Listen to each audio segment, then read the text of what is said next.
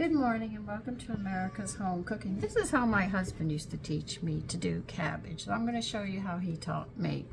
It's different. Everybody has a different way of cooking it. I've got part of a cabbage here. And we have that pork roast, so I think the cabbage would go very well with it. Now I'm going to be cutting the core out of this. As you can see, I have the core here.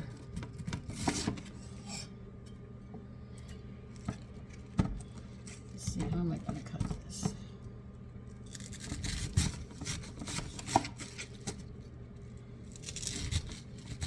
Cabbage is great because you can do so many things with it and you don't have to cook the whole cabbage at once, which I like.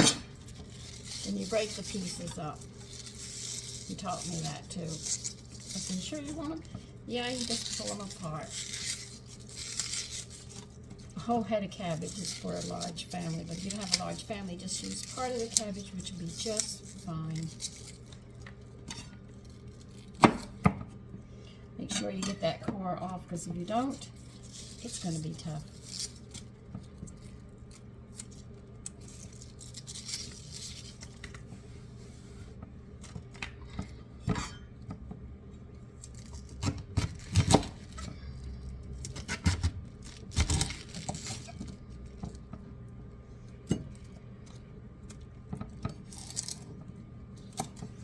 You can leave them in long strings, short strings, however you want it.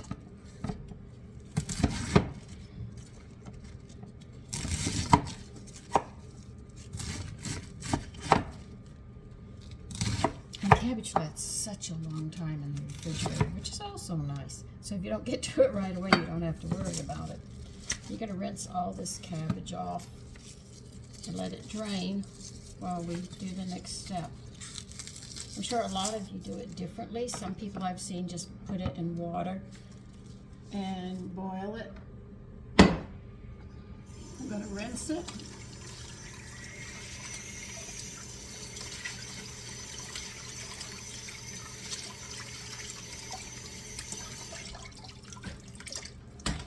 My mother was not a big cabbage eater, so cabbage wasn't in my house growing up, well, in my parents' home very often.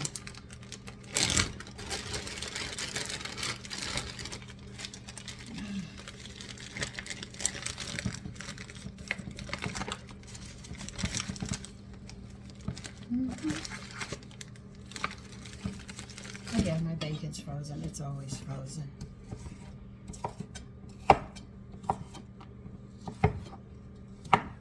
You put some bacon in a pot with some oil to keep the bacon from burning. At the bottom, a lot of people turn it on very, very high and it ends up burning, which you really don't want bacon to burn. I just have a couple of pieces here. This should be more than enough, but if I'm using a whole cabbage, I'll add more bacon.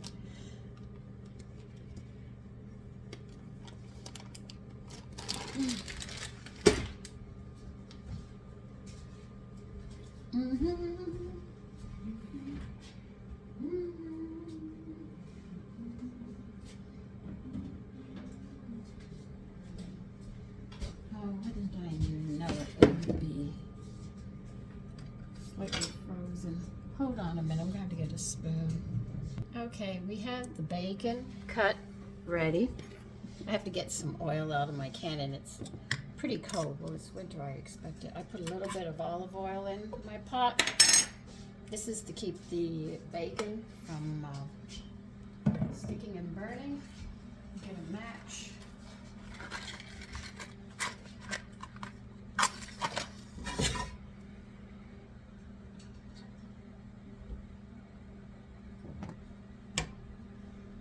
So if I need to be going back to that way of doing it.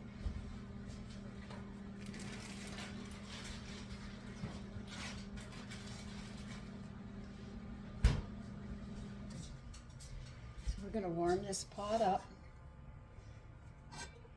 And we're going to throw this bacon in. Mine's frozen, but that's all right.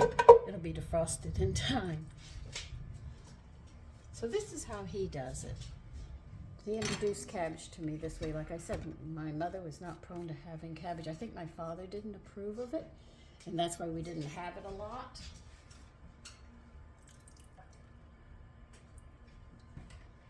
Matter of fact, my father was a meat and potato man. He really just didn't eat vegetables.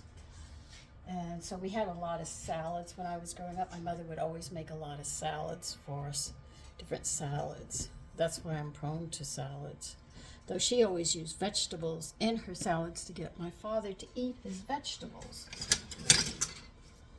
Now, women have to get creative in the kitchen sometimes when you have a husband who's picky. I had to get creative with kelp because my husband didn't like the taste of kelp. And I learned some recipes. I'm going to be picking you up a little. Hold on a minute. So I was aware that my husband didn't like kelp, so I had to learn. That's why I told you add 1 tablespoon to like 3 tablespoons of salt, and I've had to work it down to where it's less iodized salt and more kelp now. But it took a long time because he could taste it. Just a drop of it, he said, I could taste it. So I had a lot to do with that. My mother didn't like whole grains. I love whole grains, so there was a conflict there as well. So I pretty much grew up on fruits and salads and nuts and stuff like that. So when I got into the kitchen with my home, I started pulling out the whole grains and doing this and that and other things because I wanted to be different. So daughters don't always cook like their mothers, you know, unless they know what they're doing in the kitchen. Some daughters will mimic everything their mother does and they never go past that point in cooking. You see, so some children will go different and some will follow their steps. I know exactly how my mother made her vegetables. You clean the vegetables, and this is exactly what she did.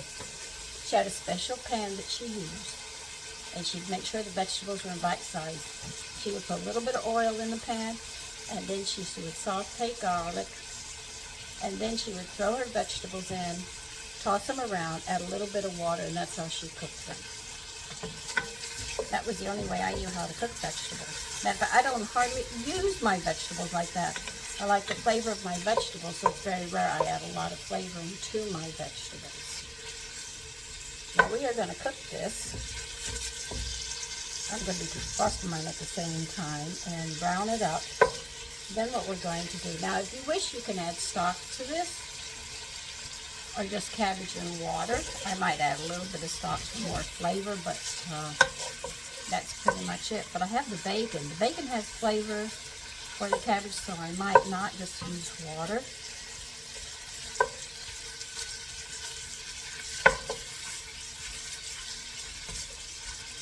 So I've been reading a lot in my German cookbook, and they use a lot of cabbage, so there's a lot of different ways. But this was my husband's way of having his cabbage. And I already made a paella with cabbage, and you saw that. That was very unique. I'm still draining the water off the cabbage. You must know what I'm doing.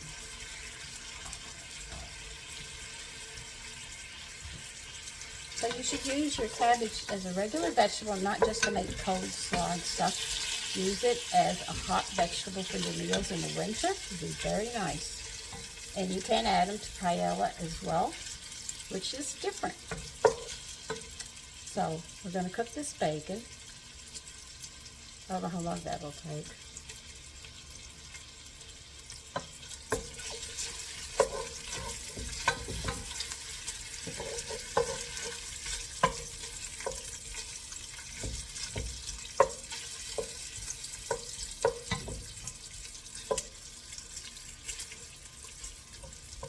I don't know how this YouTube channel works. I still don't understand it, but it's what I'm doing.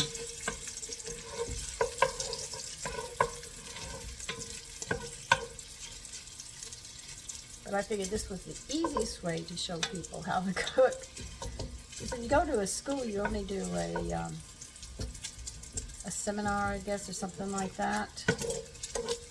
Or you just talk to them for a little bit, but they don't actually get hands-on. And this way, cooking this way, I can walk you through the steps, and you can actually do what I do and come up with the same dish. Though the salting might be a little different, but you can do it. I just made the bread. I used semolina flour, whole wheat, and I used the San Francisco sourdough recipe. And I think it came out, I'll show you. I'm not sure yet. I haven't had it yet, so I don't know how it tastes. But it's warming up. I mean, it's cooling off from being cooked. So I'm hoping that this turns out nice, and I'll show you how to do it. I did not know that was going to work. And I said, well, let me try it, because they don't have a San Francisco. And I said, I want to use the semolina flour, because that's the one you use for pasta. But anyway, it has a nice flavor when you add it into the bread, and I figured with whole wheat would be fine.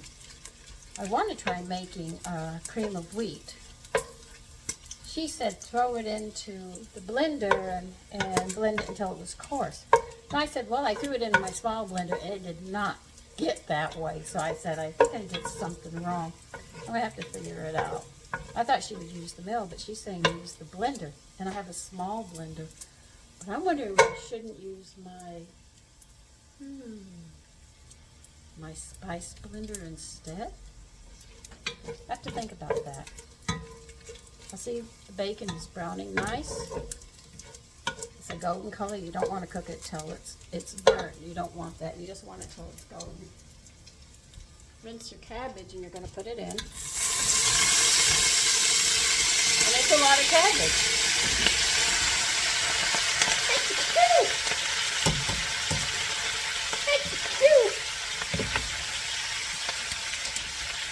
Now what you're going to do is you're going to coat the cabbage with the bacon. The bacon fat is in there. So you're going to have a hint of the smoky bacon. You notice the flame is still high. Not too high, but high enough. And what you're going to do is you're going to keep tossing it, and it's going to get that colored green on it. When it gets to a certain point, then we're going to add water to it. I think the bacon will give it enough flavor. This is about the only vegetable I sit there and I'm going to add salt while it cooks. Because it helps draw the fluid out and give it its flavor. But you'll see how the green is getting darker. That's what you want. It'll get coated. As you coat it with the bacon fat, and you have it heated, you get that beautiful green color.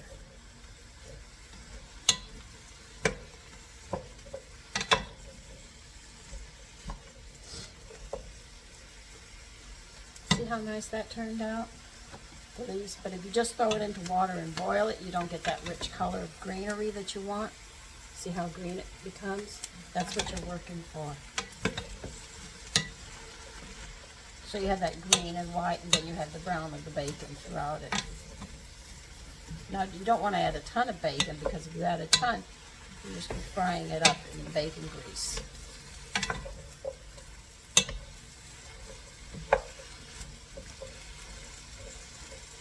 Okay, let me get some salt and we'll add it.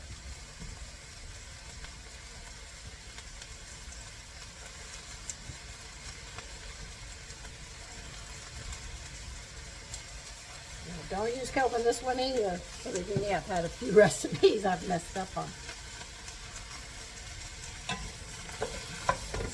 Don't add too much, because the bacon has salt in it already. Remember that. So if you add too much, you'll get too much salt. Unless you like your food really salty.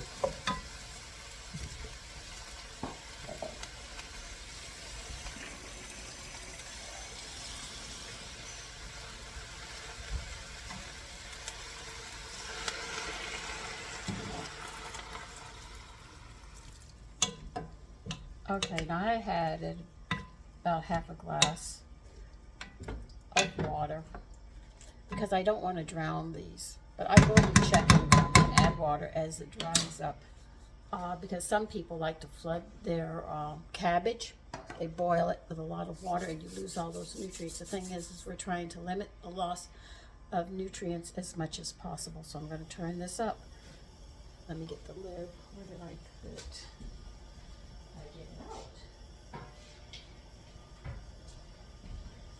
So we'll bring this to a boil. Do check that water level because it will dry out and your cabbage will burn. You don't want it to do that. We're just cooking it. When it comes to boil, I'll turn it down to simmer. Just let it simmer. Now, cabbage isn't a vegetable that cooks within a couple of minutes. They cook a little longer. I think it's 20 minutes if I remember correctly. I'm not sure. But do keep an eye on the water. You do not want them to dry out. All right? And I'll see you when this is done. Okay, this is a side note. A lot of people don't know this. When you cut a roast up, you should have thin slices when you have it. You get more of the moisture after it's set and it's all settled for about, what, 20 minutes? So when you cut it, you have the juice and the flavor through each one. When you cut it really, really thick, it's difficult to enjoy. And it's tough, but when you cut it thin like this, it is so moist that you enjoy the flavor much more. So remember, when you cut roast, unless you're doing a standing beef rib roast and everybody gets a rib, that's going to be thick. That I can't help. But on most roasts, you usually cut them very thin after they've set for 20 minutes so the fluid has time to calm down because you've been heating it. It's exploding in there, and if you cut it, it all runs out, and then you miss all that lovely moisture. So always remember, your roasts have to sit for 20 minutes, and then when you slice it, make sure you make thin slices so the meat is tender and you get that full flavor that you're looking for. Now we're still on the cabbage. Oh, and another thing, only cut what you're eating. Don't cut it because it'll dry out if you leave it thin. Leave it whole, except cut what you want. Thin slices, leave the rest whole. And then that way, the meat will stay moist inside there, because when you cut it thin and you let it sit for a long time, it's going to dry out. So be aware of that as well. Now I'm going to go fix my son's plate. And here is the cabbage, done very nicely. The bacon's underneath it, so I was pulling it out. Anyway, take care and have a great day.